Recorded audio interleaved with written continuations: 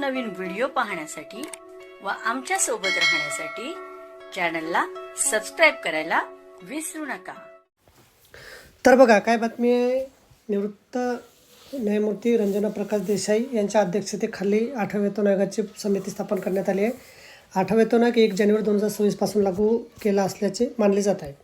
वेतनवाढीबाबत अंतिम निर्णय वर्षाच्या 2026च्या अखेरीस किंवा 2027 पर्यंत होण्याची शक्यता आहे।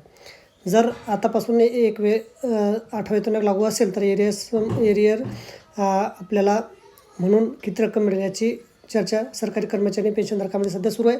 8वा वेतन आयोग लागू झाला तर पगार किती वाढेल याचबरोबर एरियस किती मिळेल याची आकडेवारी कर्मचारी करत आहेत। 8व्या वेतन आयोगाची एरियस रक्कम ही सर्वात मोठा आर्थिक फायदा असेल। कर्मचाऱ्यांना एकरकमी मोठी रक्कम मिळण्याची शक्यता असल्याने सरकारी कर्मचाऱ्यांमध्ये आता आनंदाचं वातावरण आहे।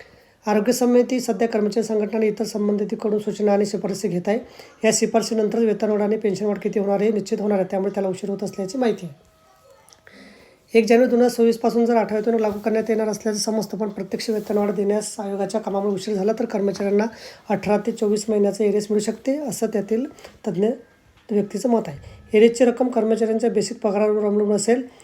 असे असले तर एका अहवालानुसार सरकारी कर्मचाऱ्यांना सुमारे 3.6 लाख ते 15 लाख रुपये इतकं एरियस मिळण्याची शक्यता आहे। वेतनवाढ फिटमेंट फॅक्टरवर अवलंबून असते। महागाई आणि वाढलेल्या जीवनावश्यक खर्च लक्षात घेता फॅक्टर वाढवण्याची मागणी करत आहे। फिटमेंट फॅक्टर जास्त असल्यास बेसिक सॅलरी, पेन्शन आणि एकूण उत्पन्नात मोठी वाढ होऊ शकते। फिटमेंट फॅक्टर हा वेतन आयोगातील सर्वात महत्त्वाचा घटक मानला जातो। याचा आधारे बेसिक पगार वाढवला जातो। 7व्या वेतन आयोगात फिटमेंट फॅक्टर 2.57% होता। 8व्या वेतन आयोगासाठी कर्मचारी संघटना 3 ते 4.35 फिटमेंट फॅक्टरची मागणी करत आहे। तर बघा, अशा प्रकारे अत्यंत महत्त्वाची माहिती आपल्याला समजली असेल। व्हिडिओ सुद्धा आवडला असेल लाईक करा, शेअर करायला विसरू नका। धन्यवाद।